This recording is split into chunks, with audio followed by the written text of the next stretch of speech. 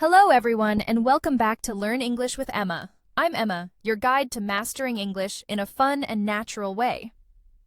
Today, I'm thrilled to dive into two super useful topics that will level up your English conversations: how to make polite invitations and how to talk about past habits using used to and would. These are skills you'll use all the time, whether you're chatting with friends, colleagues, or new acquaintances. So, grab a notebook, get comfy, and let's get started. Part 1. Making polite invitations. Let's kick things off with invitations. Inviting someone to hang out or join an event is a big part of everyday communication, but there's an art to doing it politely. Imagine you want to ask a friend to come over. You might be tempted to say, "Hey, do you want to come to my place tomorrow?" And honestly, that's not terrible. It's casual and works fine with close friends. But if you want to sound a bit more friendly or polite, especially with someone you don't know super well, there's a better way. Try this instead. "Would you like to come to my place tomorrow?" Doesn't that sound softer and more welcoming? The phrase "would you like" is a polite way to extend an invitation. It shows respect and makes the other person feel special. Another great option is, "How about coming to my place tomorrow?" This one's friendly, relaxed, and still polite. Both "would you like" and "how about" are fantastic for invitations, and you can use them in all sorts of situations. Now, what happens when someone invites you? How do you respond?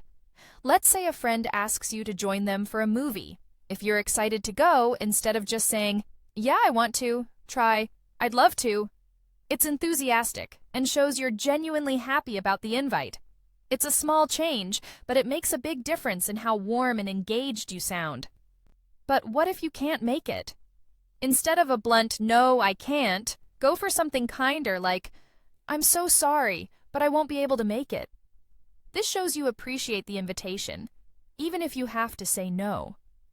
Being polite when declining is just as important as being polite when inviting someone. It keeps the conversation positive and respectful. Let's practice. Imagine I'm your friend and you're inviting me to do something. Here's how it might go. You: "Would you like to grab coffee with me this weekend?" Me: "Oh, I'd love to. Thanks for asking." Nice, right? Now, let's try declining politely. Invite me to something else and I'll say no in a kind way. You: "How about going to a concert on Friday?" Me: "That sounds amazing, but I'm sorry, I won't be able to make it this time." See how easy that is? You're being clear, but still super polite. One quick tip. If you're talking to a close friend, it's okay to keep things casual with, "Do you want to come over?" But if you're inviting someone new, or in a more formal setting, stick with "would you like" to keep things polished. Let's do a full practice conversation to lock this in.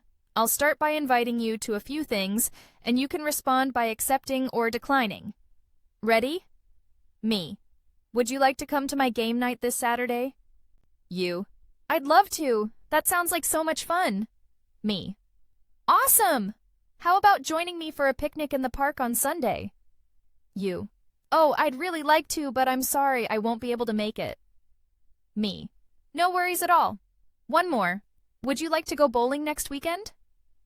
You: "Yes, I'd love to. Count me in."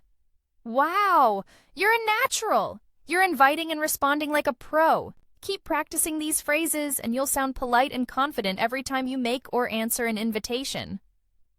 Part 2. Talking about past habits with used to and would now, let's switch gears and talk about how to describe things you did in the past, specifically habits or routines that aren't part of your life anymore. This is where used to and would come in. These two can be tricky because they're similar, but don't worry. I'm going to make it crystal clear so you can use them with confidence. First up, used to.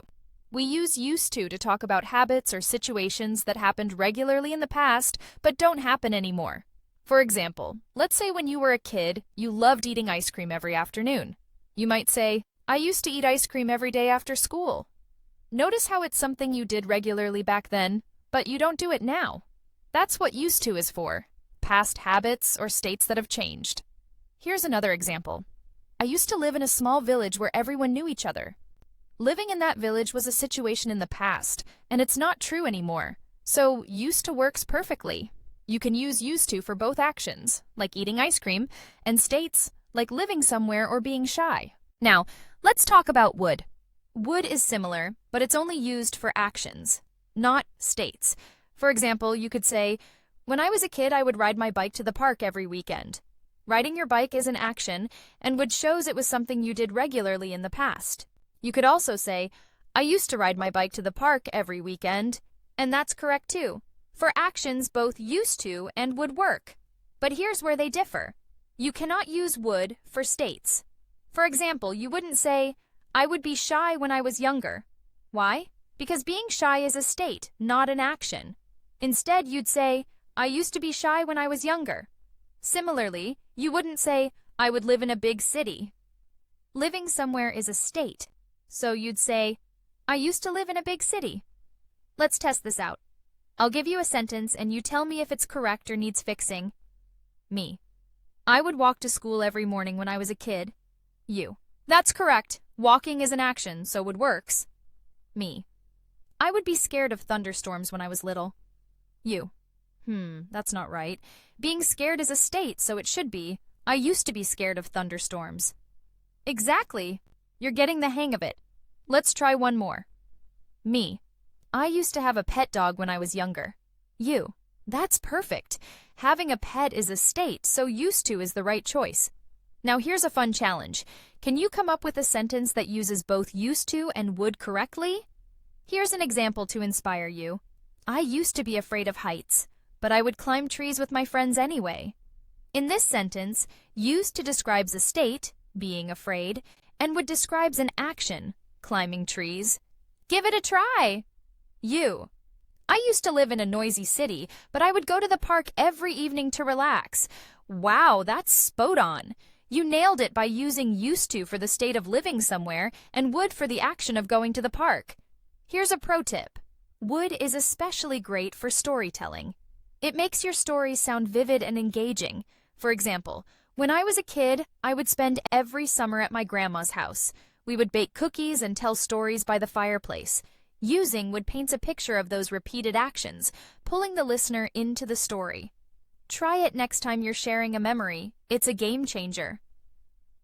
Wrapping up. Let's bring it all together. Today, we've learned how to make polite invitations using phrases like, would you like? And how about? And how to respond politely with, I'd love to, or I'm sorry, I won't be able to make it.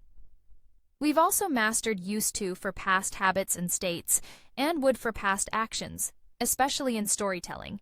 These skills will make your English sound natural, polite, and confident.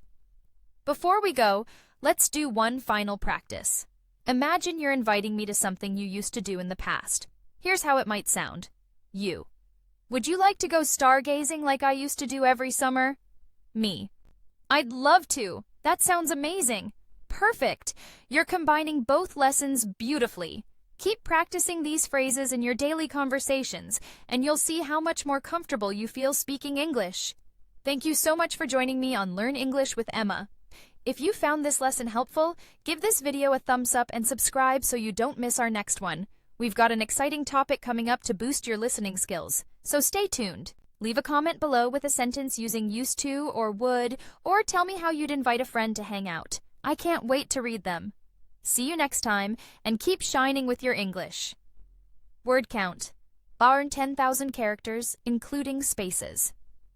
This script is tailored for your channel, Learn English with Emma, and rewritten to be original, natural, and engaging for a text-to-speech voiceover. It maintains the core topics of invitations and past habits while ensuring no copyright issues. The tone is friendly and encouraging, and the content is polished for accuracy. Let me know when you're ready to send the next part of your original script, and I'll continue rewriting it seamlessly.